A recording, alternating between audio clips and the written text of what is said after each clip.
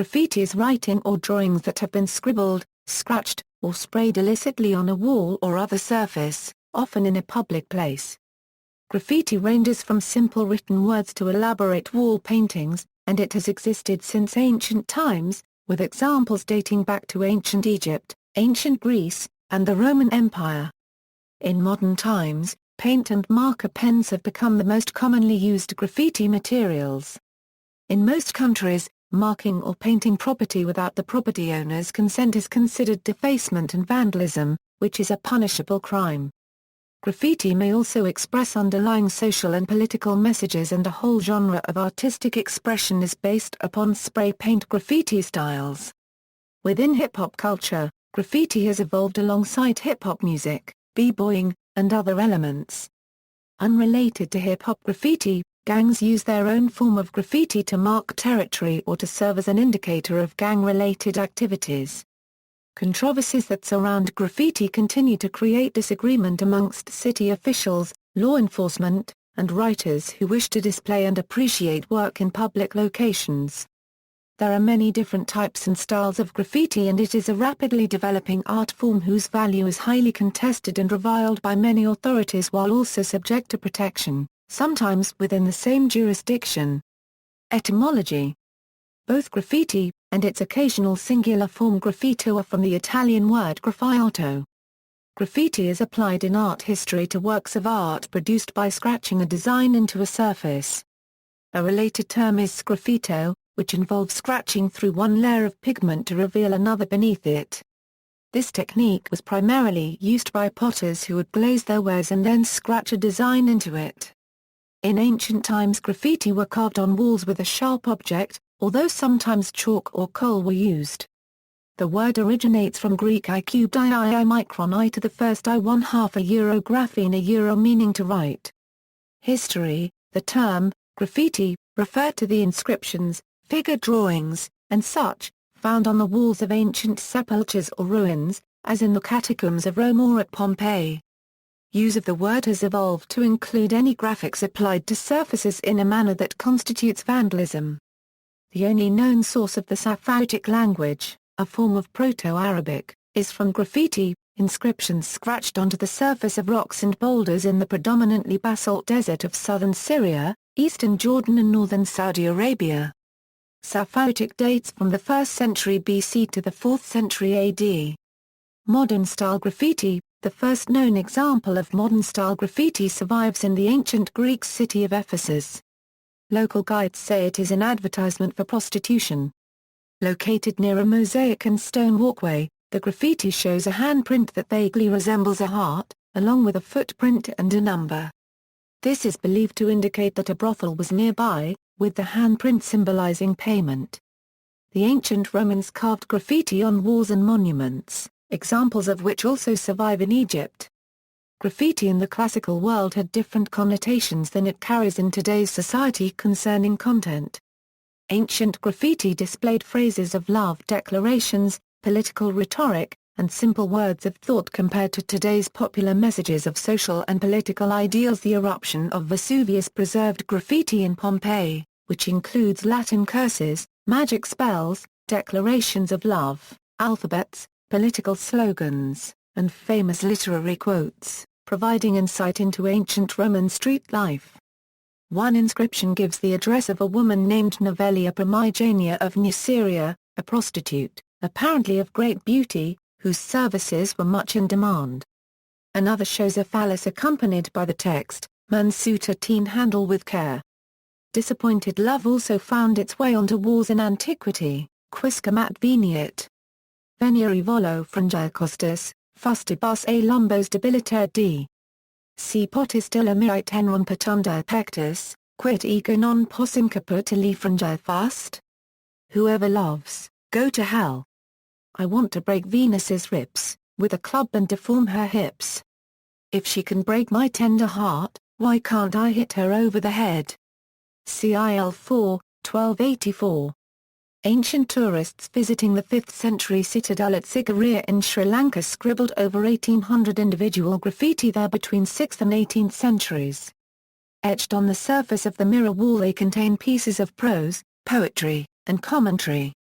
The majority of these visitors appear to have been from the elite of society, royalty, officials, professions, and clergy. There were also soldiers, archers, and even some metal workers. The topics range from love to satire, curses, wit, and lament. Many demonstrate a very high level of literacy and a deep appreciation of art and poetry.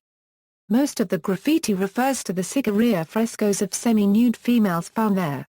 One reads, "Wet with cool dewdrops, fragrant with perfume from the flowers, came the gentle breeze, jasmine and water lily, dance in the spring sunshine, sidelong glances, of the golden-hued ladies, stab into my thoughts, heaven itself cannot take my mind, as it has been captivated by one lass, among the 500 I have seen here."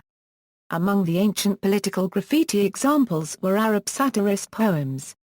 Yazid el-Himyari, an Umayyad Arab and Persian poet, was most known for writing his political poetry on the walls between Sajistan and Basra, manifesting a strong hatred towards the Umayyad regime and its walis, and people used to read and circulate them very widely. Literacy or illiteracy often revealed in graffiti. Historic forms of graffiti have helped gain understanding into the lifestyles and languages of past cultures. Errors in spelling and grammar in these graffiti offer insight into the degree of literacy in Roman times and provide clues on the pronunciation of spoken Latin. Examples are CIL 4, 7838, Vitium firmum/ed, Illum quictilia, Li, Sigrog, Ant. Here, Cum is pronounced Co. The 83 pieces of graffiti found at CIL 4, 4706-85 are evidence of the ability to read and write at levels of society where literacy might not be expected. The graffiti appear on a peristyle which was being remodeled at the time of the eruption of Vesuvius by the architect Crescens. The graffiti were left by both the foreman and his workers. The brothel at CIL 7, 12, 18 €20 contains more than 120 pieces of graffiti, some of which were the work of the prostitutes and their clients. The Gladiatorial Academy at CIL 4, 4397 was scrawled with graffiti left by the gladiator Celidus Crescens, another piece from Pompeii, written on a tavern wall about the owner of the establishment and his questionable wine, "Landlord, may your lies malign, bring destruction on your head. You yourself drink unmixed wine, water, do you sell, to your guests instead?" It was not only the Greeks and Romans who produced graffiti, the Mayan site of Tikal in Guatemala also contains ancient examples. Viking graffiti survive in Rome and at Newgrange Mound in Ireland, and a Varangian scratched his name in runes on a banister in the Hagia Sophia at Constantinople. These early forms of graffiti have contributed to the understanding of lifestyles and languages of past cultures. Graffiti, known as takarans, were frequently scratched on Romanesque Scandinavian church walls. When Renaissance artists such as Pinturicchio, Raphael, Michelangelo, Ghirlandaio, or Filippino Lippi descended into the ruins of Nero's Domus Aurea, they carved or painted their names and returned to initiate the grotesque style of decoration that displayed some similarities. There are also examples of graffiti occurring in American history, such as Signature Rock, a national landmark along the Oregon Trail. Later, French soldiers carved their names on monuments during the Napoleonic campaign of Egypt in the 1790s. Lord Byron's survives on one of the columns of the Temple of Poseidon at Cape Saunion in Attica, Greece. Contemporary graffiti writing is often seen as having become intertwined with hip-hop culture and a myriad international styles derived from New York City subway graffiti. However, there are many other instances of notable graffiti this century. Graffiti have long appeared on building walls, in latrines, railroad boxcars, subways, and bridges. The example with the longest known history, dating back to the 1920s and continuing into the present day, is Texano. Some graffiti have their own poignancy. In World War II, an inscription on a wall at the Fortress of Verdun was seen as an illustration of the U.S. response twice in a generation to the wrongs of the Old World. Austin White Chicago, Illinois 1918, Austin White Chicago, Illinois 1945, "This is the last time I want to write my name here." During World War II and for decades after, The phrase "Kilroy was here" with an accompanying illustration was widespread throughout the world, due to its use by American troops and ultimately, filtering into American popular culture. Shortly after the death of Charlie Parker, graffiti began appearing around New York with the words "Bird lives." The student protests and general strike of May 1968 saw Paris bedecked in revolutionary, anarchistic, and situationist slogans such as "La nuit est contre la copyright révolutionnaire" expressed in painted graffiti, poster art, and stencil art. At the time in the U.S., other political phrases became briefly popular as graffiti in limited areas, only to be forgotten. A popular graffito of the 1970s was the legend "Dick Nixon before he dicks you," reflecting the hostility of the youth culture to the U.S. president. Advent of aerosol paint. Rock and roll graffiti is a significant subgenre. A famous graffito of the 20th century was the inscription in the London Tube reading "Clapton is God" and a link to the guitarist Eric Clapton. The phrase was spray-painted by an admirer on a wall in an Islington Underground station in the autumn of 1967. The graffiti was captured in a photograph, in which a dog is urinating on the wall. Graffiti also became associated with the anti-establishment punk rock movement beginning in the 1970s. Bands such as Black Flag and Crass widely stenciled their names and logos, while many punk nightclubs, squats, and hangouts are famous for their graffiti. In the late 1980s, the upside-down martini glass that was the tag for punk band Missing Foundation was the most ubiquitous graffito in Lower Manhattan, and was copied by hardcore punk fans throughout the US and West Germany. Along similar lines was the legend "Frodo lives," referring to the protagonist of The Lord of the Rings. Spread of hip-hop culture. In 1979, graffiti artist Lee Quinans and Fab Five Freddy were given a gallery opening in Rome by art dealer Claudio Bruni. For many outside of New York, it was their first encounter with their art form. Fab Five Freddy's friendship with Debbie Harry influenced Blondie's single "Rapture," the video of which featured Jean-Michel Basquiat, and offered many their first glimpse of a depiction of elements of graffiti in hip-hop culture. JAJAJA toured Germany, Switzerland, Belgium, and Holland with a large graffiti canvas as a backdrop. Charlie Allen's independently released fiction film Wyldstyle, the early PBS documentary Star Wars, hit songs such as The Message and Planet Rock, and their accompanying music videos contributed to a growing interest outside New York in all aspects of hip-hop. Star Wars depicted not only famous graffiti artists such as Skem, Don D, Min One, and Zephyr, but also reinforced graffiti's role within New York's emerging hip-hop culture by incorporating famous early breakdancing groups such as Rocksteady Crew into the film and featuring rap in the soundtrack. Star Wars is still recognized as the most prolific film representation of what was going on within the young hip-hop culture of the early 1980s. Fab Five Freddy and Futura 2000 took hip-hop graffiti to Paris and London as part of the New York City Rap Tour in 1983. Hollywood also paid attention, consulting writers such as Phase 2 as it depicted the culture and gave it international exposure in movies such as Beat Street. Stencil graffiti emerges. This period also saw the emergence of the new stencil graffiti genre. Some of the first examples were created in 1981 by graffiti artist Blick Larat in Paris. By 1985 stencils had appeared in other cities including New York City, Sydney, and Melbourne, where they were documented by American photographer Charles Gatewood and Australian photographer Rennie Ellis. Graffiti is a memorial, people often leave their traces in wet cement or concrete. This type of graffiti often commemorates the mutual commitment of a couple, or simply records a person's presence at a particular moment. Often this type of graffiti is dated and is left untouched for decades, offering a look into local historical minutiae. Commercialization and entrance into mainstream pop culture. With the popularity and legitimization of graffiti has come a level of commercialization. In 2001, computer giant IBM launched an advertising campaign in Chicago and San Francisco which involved people spray painting on sidewalks a peace symbol, a heart, and a penguin, to represent peace, love, and Linux. However, due to laws forbidding it, some of the street artists were arrested and charged with vandalism, and IBM was fined more than $120,000 for punitive damages and cleanup costs. In 2005, a similar ad campaign was launched by Sony and executed by Tatsuya in New York, Chicago, Atlanta, Philadelphia, Los Angeles, and Miami to market its handheld PSP gaming system. In this campaign, taking notice of the legal problems of the IBM campaign, Sony paid building owners for the rights to paint on their buildings a collection of dizzy-eyed urban kids playing with the PSP as if it were a skateboard, a paddle, or a rocking horse.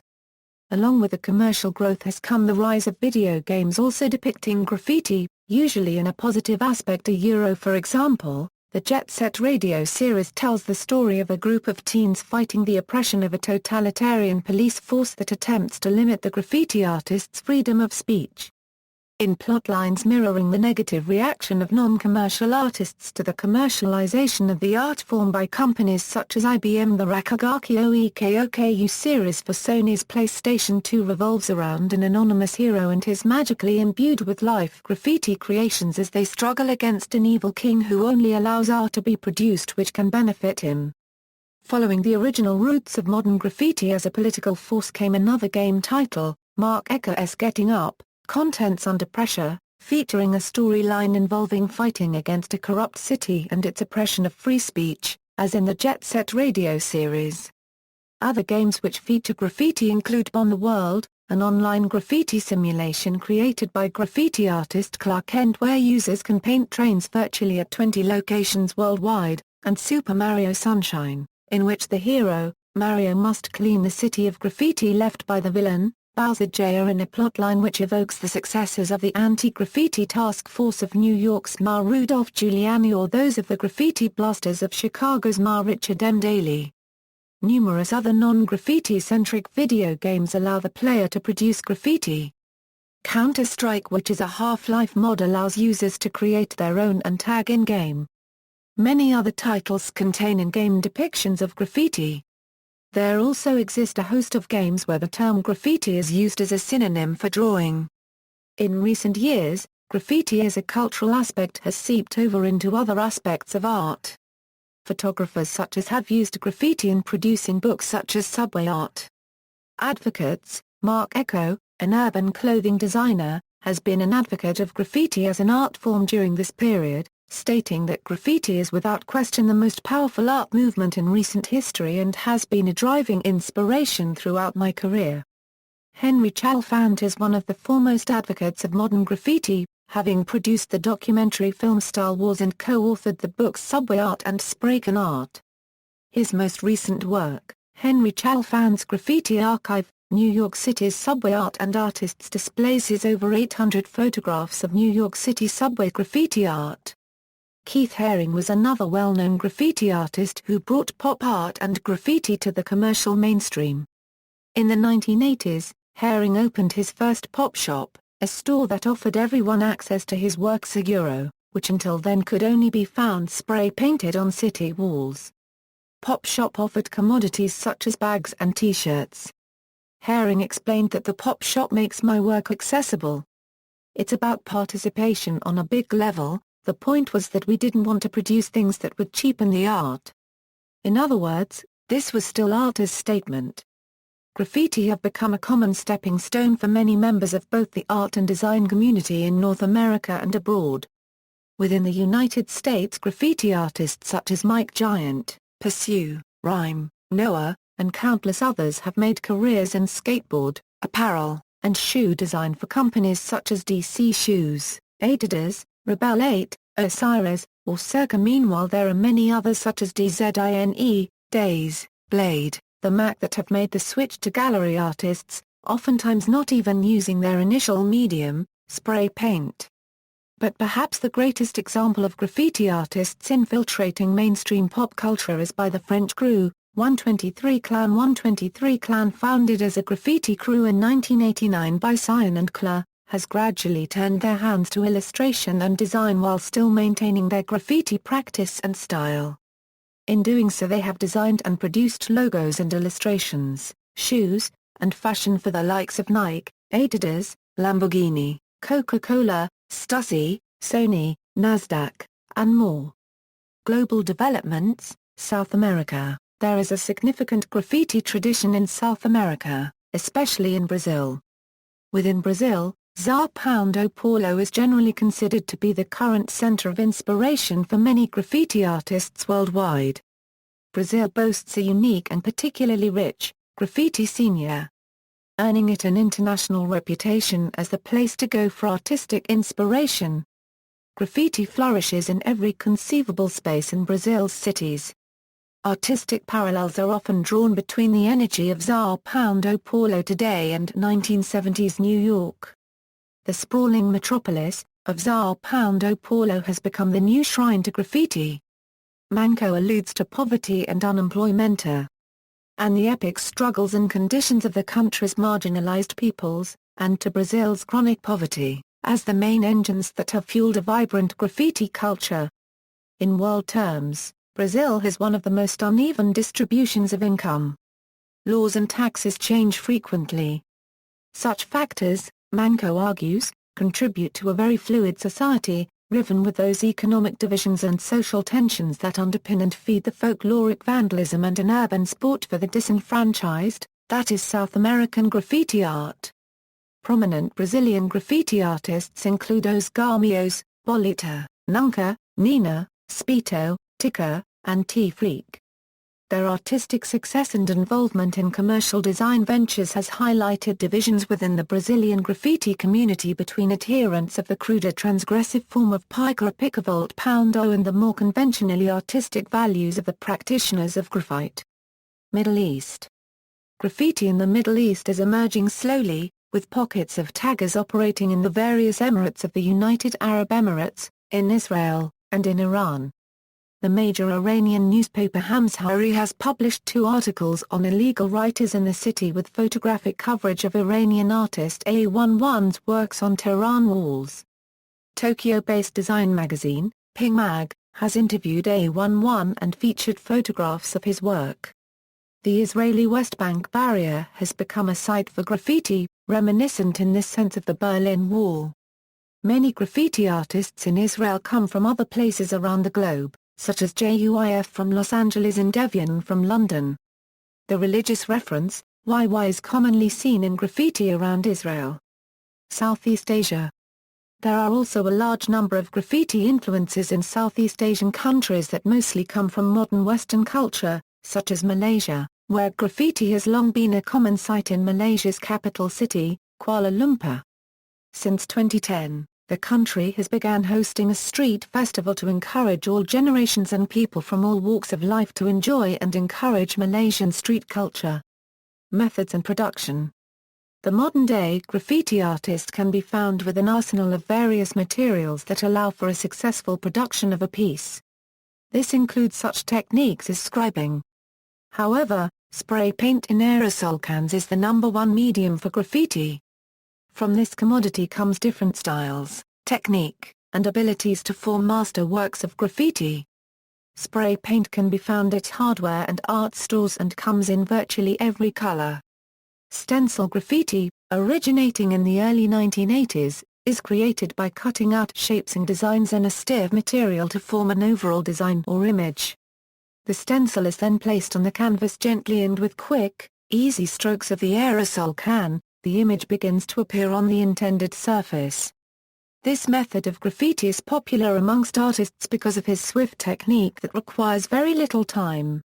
Time is always a factor with graffiti artists due to the constant threat of being caught by law enforcement. Modern experimentation. Modern graffiti art often incorporates additional arts and technologies. For example, Graffiti Research Lab has encouraged the use of projected images and magnetic light-emitting diodes as new media for graffiti artists. The Italian artist Caso is pursuing regenerative graffiti through experimentation with abstract shapes and deliberate modification of previous graffiti artworks. Yawn bombing is another recent form of graffiti. Yawn bombers occasionally target previous graffiti for modification, which had been avoided among the majority of graffiti artists. Characteristics of common graffiti. Tag. Some of the most common styles of graffiti have their own names. A tag is the most basic writing of an artist's name, it is simply a hand style. A graffiti writer's tag is his or her personalized signature. Tagging is often the example given when opponents of graffiti refer to any acts of hand-style graffiti writing. Tags can contain subtle and sometimes cryptic messages, and may incorporate the artist's crew initials or other letters. One form of tagging, known as pissing, involves taking a refillable fire extinguisher and replacing the contents with paint, allowing for tags as high as approximately 20 feet. Aiming and keeping a hand style steady in this form of tagging is very difficult, usually coming out wavy and sloppy. Another form is the throw-up, also known as a bombing, which is normally painted very quickly with 2 or 3 colors, sacrificing aesthetics for speed. Throw-ups can also be outlined on a surface with one color. A piece is a more elaborate representation of the artist's name, incorporating more stylized letters, usually incorporating a much larger range of colors. This, of course, is more time-consuming and increases the likelihood of the artist getting caught.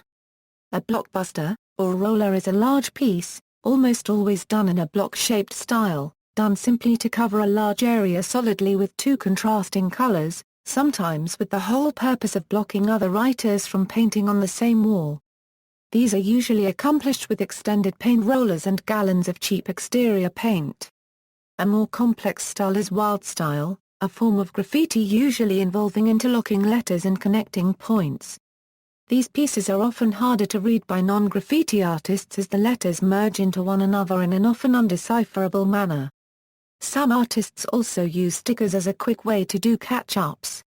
While certain critics from within graffiti culture consider this lazy, stickers can be quite detailed in their own right and often are used in conjunction with other materials.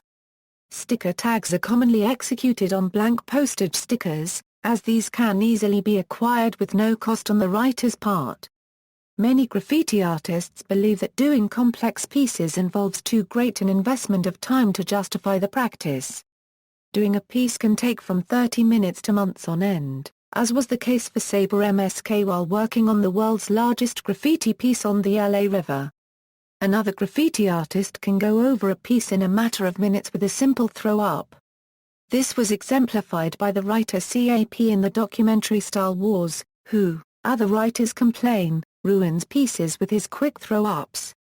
This became known as capping, and often is done when there is a beef or conflict between writers. Uses.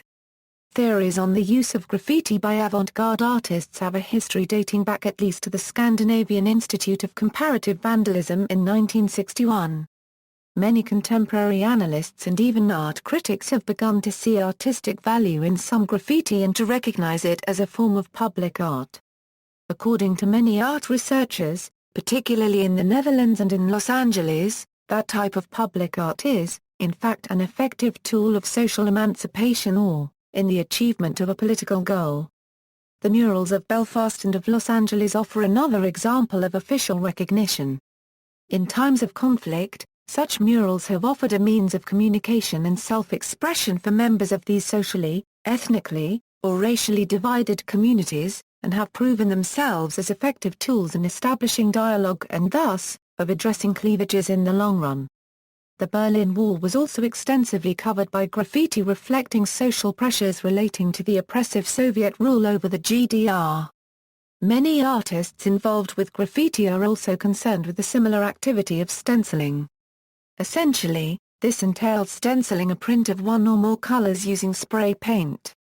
Recognized while exhibiting and publishing several of her colored stencils and paintings portraying the Sri Lankan Civil War and urban Britain in the early 2000s, graffiti artist Nathanji Arulpragasam, a.k.a.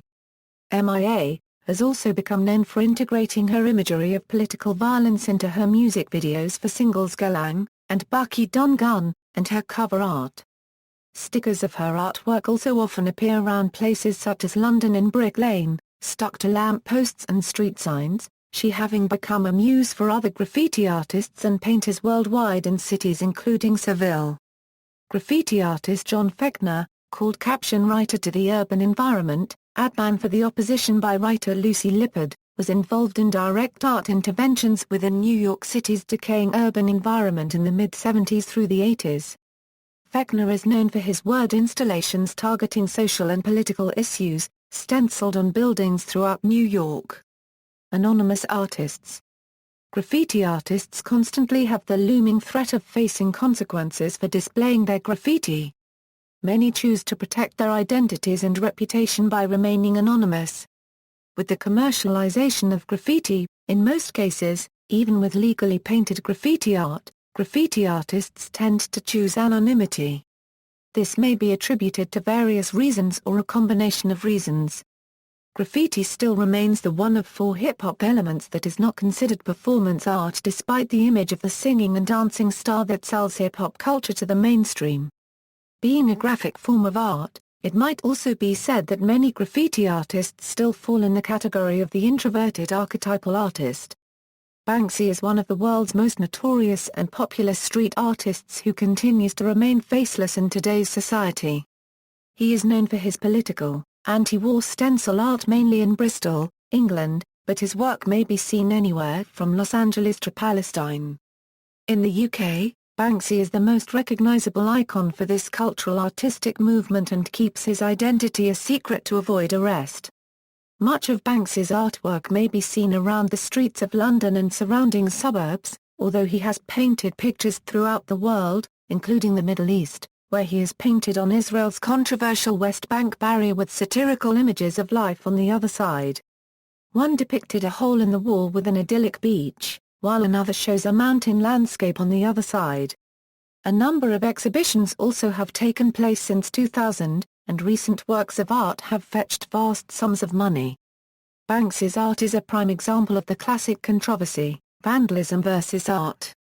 Art supporters endorse his work distributed in urban areas as pieces of art, and some councils, such as Bristol and Islington, have officially protected them, while officials of other areas have deemed his work to be vandalism and have removed it. Pixnit is another artist who chooses to keep her identity from the general public. Her work focuses on beauty and design aspects of graffiti as opposed to Banksy's anti-government shock value. Her paintings are often of flower designs above shops and stores in her local urban area of Cambridge, Massachusetts. Some store owners endorse her work and encourage others to do similar work as well. One of the pieces was left up above Steve's kitchen, because it looks pretty awesome. Aaron Scott, the manager of New England Comics in Allston. Radical and political. Graffiti often has a reputation as part of a subculture that rebels against authority, although the considerations of the practitioners often diverge and can relate to a wide range of attitudes. It can express a political practice and can form just one tool in an array of resistance techniques. One early example includes the anarcho-punk band Crass, who conducted a campaign of stenciling anti-war, anarchist, feminist, and anti-consumerist messages throughout the London underground system during the late 1970s and early 1980s. In Amsterdam, graffiti was a major part of the punk scene. The city was covered with names as De Zoot, Vendex, and Dr. Rat. To document the graffiti, a punk magazine was started that was called Gallery Anus. So when hip-hop came to Europe in the early 1980s, there was already a vibrant graffiti culture. The student protests and general strike of May 1968 saw Paris bedecked in revolutionary, anarchistic, and situationist slogans such as La Nuit est contre la copyright révolutionnaire and Les Moines, Vives Plus. While not exhaustive, the graffiti gave a sense of the millenarian and rebellious spirit, tempered with a good deal of verbal wit, of the strikers. The developments of graffiti art, which took place in art galleries and colleges as well as on the street, or underground, contributed to the resurfacing in the 1990s of a far more overtly politicized art form in the subvertising, culture jamming, or tactical media movements. These movements or styles tend to classify the artists by their relationship to their social and economic contexts, since, in most countries, graffiti art remains illegal in many forms except when using non-permanent paint. Since the 1990s, a growing number of artists are switching to non-permanent paints for a variety of reasons, but primarily because it is difficult for the police to apprehend them and for the courts to sentence or even convict a person for a protest that is as fleeting and less intrusive than marching in the streets. In some communities, Such impermanent works survive longer than works created with permanent paints because the community views the work in the same vein as that of the civil protester who marches in the street. Such protests are impermanent, but effective nevertheless. In some areas where a number of artists share the impermanence ideal, there grows an informal competition. That is, the length of time that a work escapes destruction is related to the amount of respect the work garners in the community. A crude work that deserves little respect would be invariably removed immediately. The most talented artist might have works last for days. Artists whose primary object is to assert control over property and not primarily to create an expressive work of art, political or obviously resist switching to impermanent paints. Contemporary practitioners, accordingly, have varied and often conflicting practices. Some individuals, such as Alexander Brenner, have used the medium to politicize other art forms, and have used the prison sentences enforced on them as a means of further protest. The practices of anonymous groups and individuals also vary widely, and practitioners by no means always agree with each other's practices. The anti-capitalist art group, the Space Hijackers, for example, did a piece in 2004 about the contradiction between the capitalistic elements of Banksy and his use of political imagery.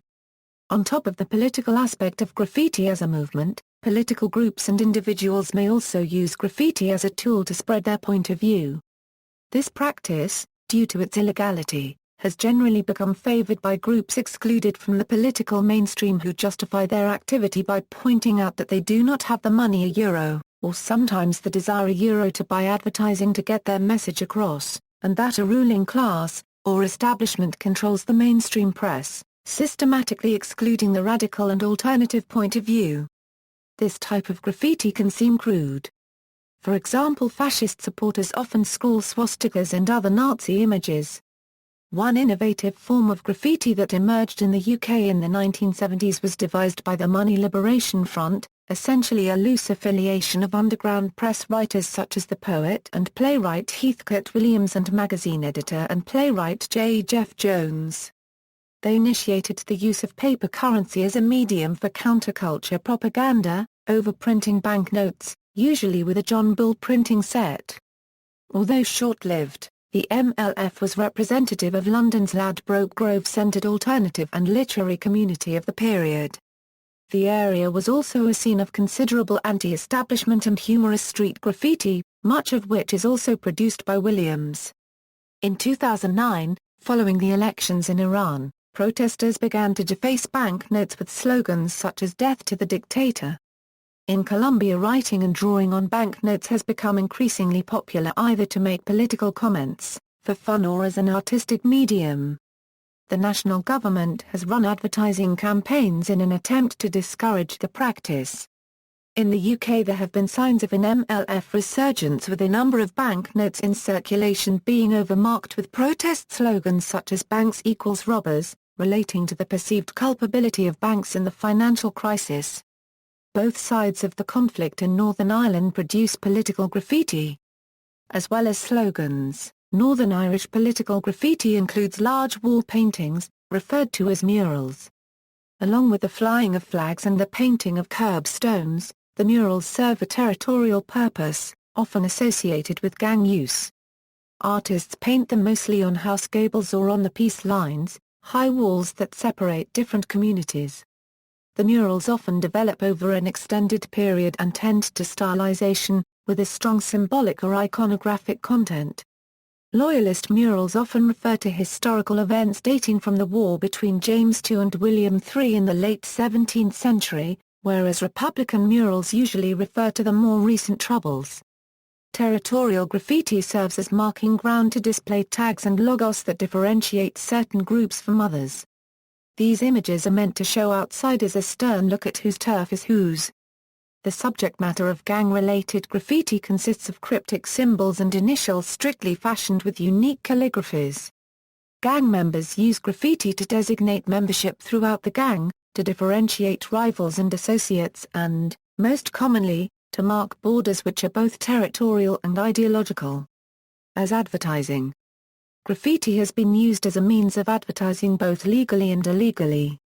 In NYC, Bronx-based Tatsiu has made a name for themselves doing legal advertising campaigns for companies such as Coca-Cola, McDonald's, Toyota, and MTV.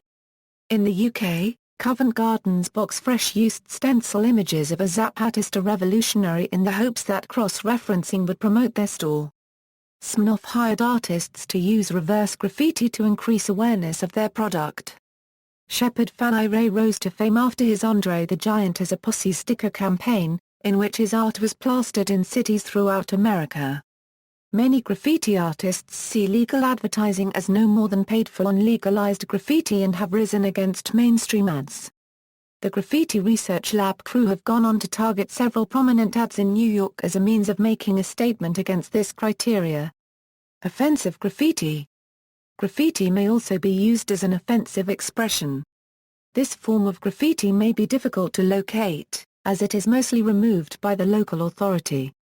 Therefore, existing racist graffiti is mostly more subtle and at first sight, not easily recognized as racist. It can then only be understood if one knows the relevant local code, which is seen as heteroglot and thus an unique set of conditions in a cultural context. A spatial code, for example, could be that there is a certain youth group in an area that is engaging heavily in racist activities. So, for residents, a graffiti containing only the name or abbreviation of this gang already is a racist expression, reminding the offended people of their gang activities. Also, a graffiti is in most cases the herald of more serious criminal activity to come. A person who does not know these gang activities would not be able to recognize the meaning of this graffiti. Also, if a tag of this youth group or gang is placed on a building occupied by asylum seekers, for example, its racist character is even stronger. Hence, the lack of obvious racist graffiti does not necessarily mean that there is none. By making the graffiti less explicit, these drawings are less likely to be removed, but do not lose their threatening and offensive character. Decorative and High Art. In the early 1980s, the first art galleries who started to show graffiti artists to the public were Fashion Moda in Bronx and Now Gallery in East Village, Manhattan. A 2006 exhibition at the Brooklyn Museum displayed graffiti as an art form that began in New York's outer boroughs and reached great heights in the early 1980s with the work of Crash, Lee, Days, Keith Haring, and Jean-Michel Basquiat. It displayed 22 works by New York graffiti artists, including Crash, Days, and Lady Pink. In an article about the exhibition in the magazine, Time Out, curator Charlotte Cotique said that she hoped the exhibition would cause viewers to rethink their assumptions about graffiti. Terence Lindell, an artist and executive director of the Williamsburg Art and Historic Center, said regarding graffiti in the exhibition, "Graffiti is revolutionary, in my opinion," he says, "and any revolution might be considered a crime. People who are oppressed or suppressed need an outlet, so they write on walls. It's free." In Australia, art historians have judged some local graffiti of sufficient creative merit to rank them firmly within the arts. Oxford University Press's art history text Australian Painting 1788-2000 concludes with a long discussion of graffiti's key place within contemporary visual culture, including the work of several Australian practitioners. Between March and April 2009, 150 artists exhibited 300 pieces of graffiti at the Grand Palais in Paris, a clear acceptance of the art form into the French art world. Many graffiti artists have used their design talents in other artistic endeavors.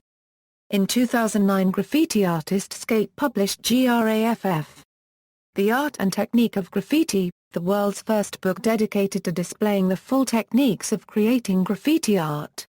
Other books that focus on graffiti include Faith of Graffiti by Norman Mailer, Trespass by Taschen Press, and the comic book by Elite Guds, Concrete Immortals, which has a graffiti artist as its main character. Figurines by KAWS, featuring icons of pop culture, often with crossed-out eyes, run in limited editions and sell for thousands of dollars.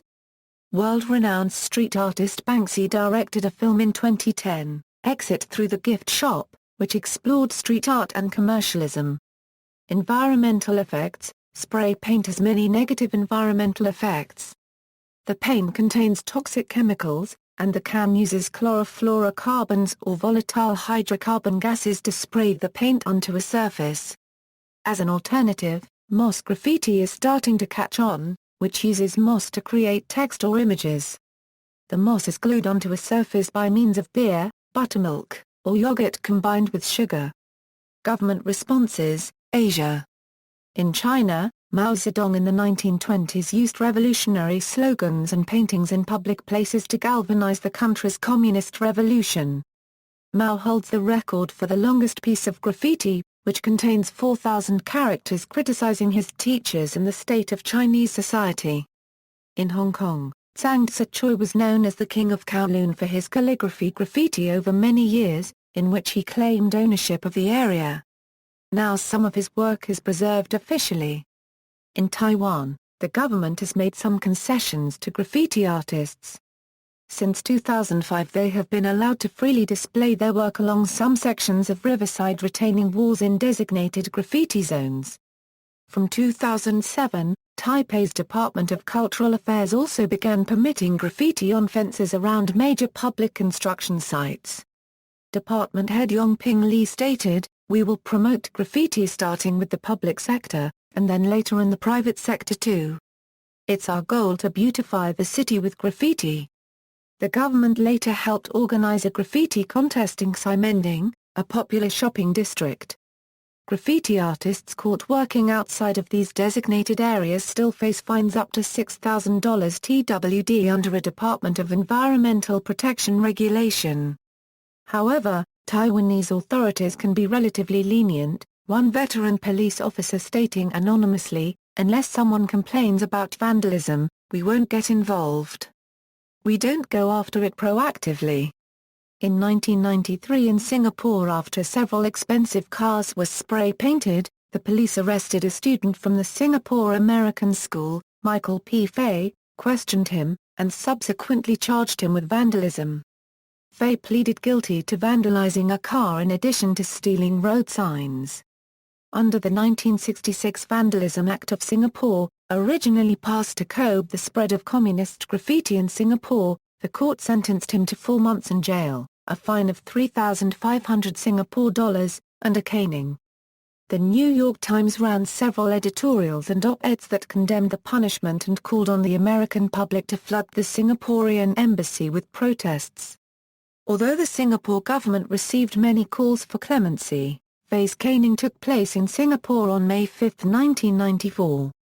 Fay had originally received a sentence of 6 strokes of the cane, but the presiding president of Singapore, Ong Teng Keong, agreed to reduce his caning sentence to 4 lashes.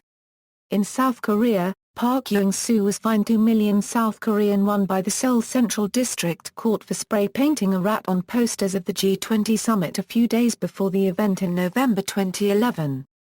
Park alleged that the initial in a OEG20 a euro sounds like the Korean word for a euro or arata euro. However, Korean government prosecutors alleged that Mr. Park was making a derogatory statement about the president of ROK, Lee Myung-bak, the host of the summit. This case led to public outcry and debate on the lack of government tolerance and in support of freedom of expression.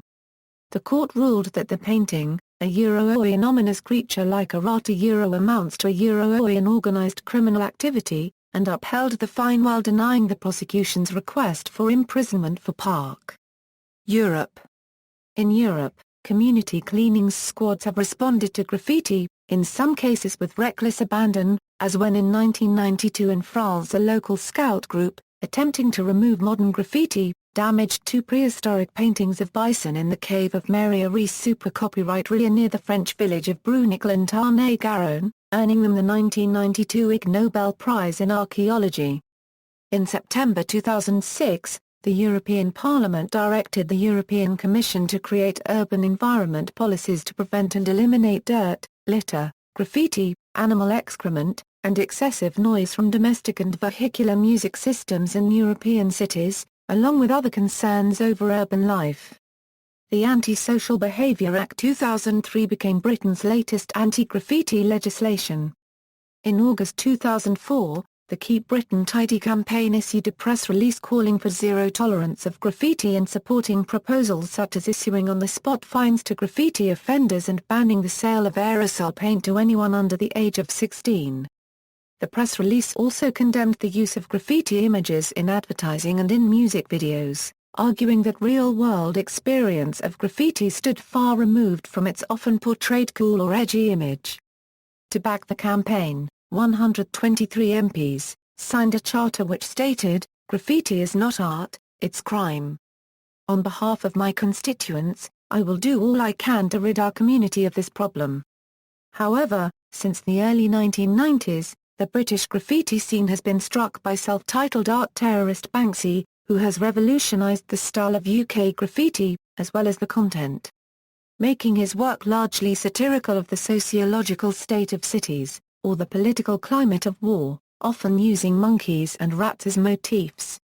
In the UK, city councils have the power to take action against the owner of any property that has been defaced under the Anti-Social Behaviour Act 2003 or, in certain cases, the Highways Act.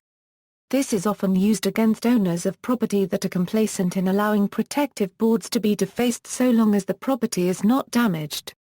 In July 2008, a conspiracy charge was used to convict graffiti artists for the first time.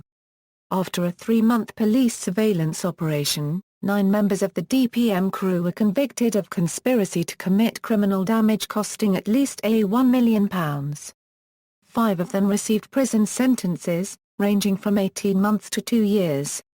The unprecedented scale of the investigation and the severity of the sentences rekindled public debate over whether graffiti should be considered art or crime. Some councils, like that at Stroud and Lower Arch, provide approved areas in the town where graffiti artists can showcase their talents, including underpasses, car parks, and walls that might otherwise prove a target for the spray and run. In Budapest, Hungary, both a city-backed movement called I Love Budapest and a special police division tackle the problem, including the provision of approved areas. Australia, in an effort to reduce vandalism, many cities in Australia have designated walls or areas exclusively for use by graffiti artists. One early example is the graffiti tunnel located at the Camperdown campus of the University of Sydney, which is available for use by any student at the university to tag, advertise, poster, and create art. Advocates of this idea suggest that this discourages petty vandalism yet encourages artists to take their time and produce great art, without worry of being caught or arrested for vandalism or trespassing. Others disagree with this approach, arguing that the presence of legal graffiti walls does not demonstrably reduce illegal graffiti elsewhere. Some local government areas throughout Australia have introduced anti-graffiti squads, who clean graffiti in the area, and such crews as BCW have taken steps to keep one step ahead of local graffiti cleaners. Many state governments have banned the sale or possession of spray paint to those under the age of 18.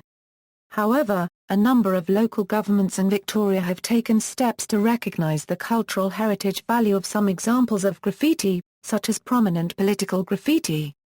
Tough new graffiti laws have been introduced in Australia with fines of up to $26,000 and 2 years in prison. Melbourne is a prominent graffiti city of Australia, with many of its lanes being tourist attractions, such as Hosier Lane in particular, a popular destination for photographers, wedding photography, and backdrops for corporate print advertising. The Lonely Planet travel guide cites Melbourne Street as a major attraction. Everything including sticker art, poster, stencil art, and wish pasting can be found in many places throughout the city. Prominent street art precincts include Fitzroy, Collingwood, Northcote, Brunswick, St Kilda, and the CBD, where stencil and sticker art is prominent. As one moves farther away from the city, mostly along suburban train lines, graffiti tags become more prominent. Many international artists such as Banksy have left their work in Melbourne, and in early 2008 a perspex screen was installed to prevent a Banksy stencil art piece from being destroyed. It has survived since 2003 through the respect of local street artists avoiding posting over it, although it has recently had paint tipped over it.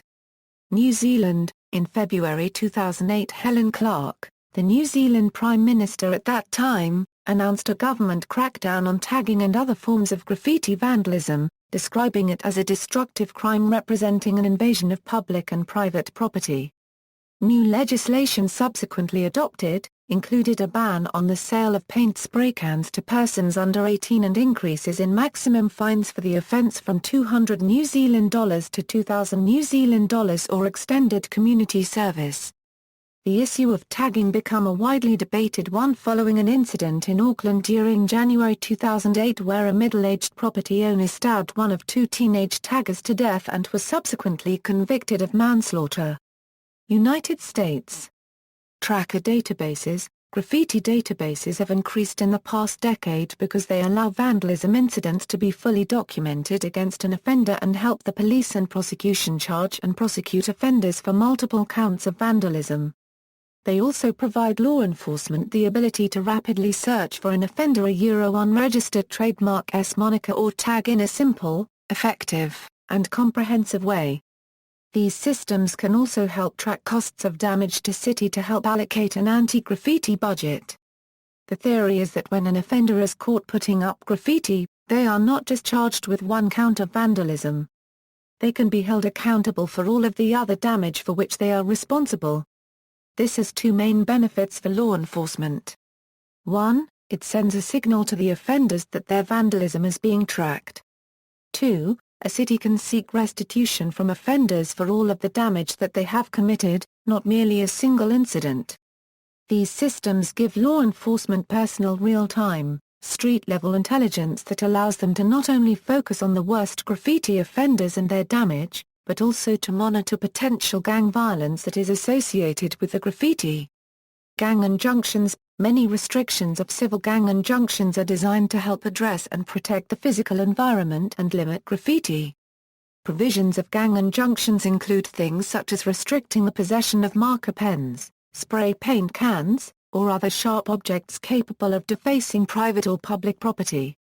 Spray painting, or marking with marker pens, scratching, applying stickers, or otherwise applying graffiti on any public or private property, including, but not limited to the street, alley, residences, block walls, and fences, vehicles and/or any other real or personal property. Some injunctions contain wording that restricts damaging or vandalizing the property of another, both public and private property, including, but limited to any vehicle, light fixture, door, fence, wall, gate, window, building, street sign, utility box, telephone box, trees, or power pole. Hotlines and reward programs. To help address many of these issues, many local jurisdictions have set up graffiti abatement hotlines, where citizens can call in and report vandalism and have it removed. San Diego unregistered trademark hotline receives more than 5,000 calls per year. In addition to reporting the graffiti, callers can learn more about prevention. One of the complaints about these hotlines is the response time. There is often a lag time between a property owner calling about the graffiti and its removal. The length of delay should be a consideration for any jurisdiction planning on operating a hotline. Local jurisdictions must convince the callers that their complaint of vandalism will be a priority and cleaned off right away. If the jurisdiction does not have the resources to respond to complaints in a timely manner, the value of a hotline diminishes. Crews must be able to respond to individual service calls made to the graffiti hotline as well as focus on cleanup near schools, parks, and major intersections and transit routes to have the biggest impact. Some cities offer a reward for information leading to the arrest and prosecution of suspects for tagging or graffiti-related vandalism. The amount of the reward is based on the information provided, and the action taken.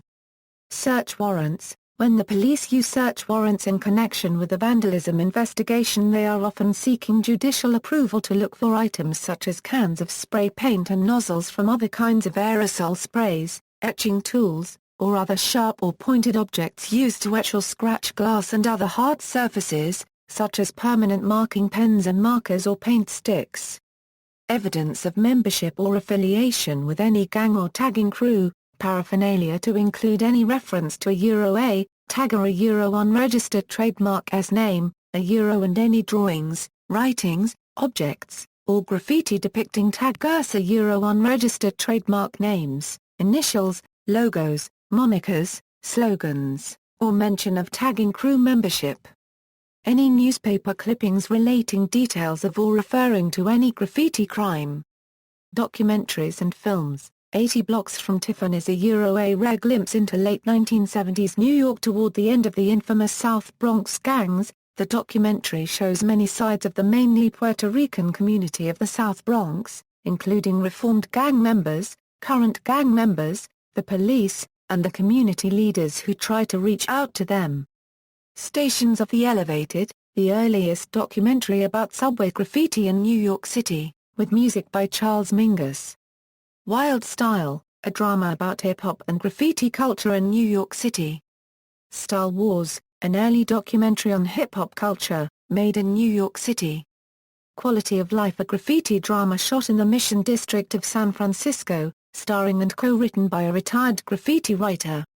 Piece by Piece, a feature-length documentary on the history of San Francisco graffiti from the early 1980s until the present day. Infamy, a feature-length documentary about graffiti culture as told through the experiences of 6 well-known graffiti writers and a graffiti buffer. Next, a primer on urban painting, a documentary about global graffiti culture. Rush, a feature documentary about Melbourne, Australia and the artists who make it a living host for illegal artwork called street art. Bomb the System, a drama about a crew of graffiti artists in modern-day New York City. Bomb It is one of the most extensive and elaborate documentations of the graffiti movement.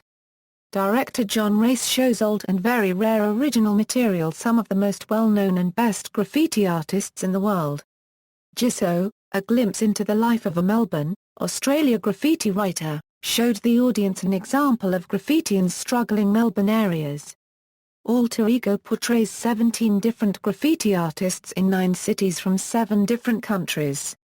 The protagonists talk about topics including the motivation to use public space for their personal expression and their view on the role of graffiti in the art world. Roadsworth, Crossing the Line is a Canadian documentary about non-copyright artist Peter Gibson and his controversial stencil art on public roads.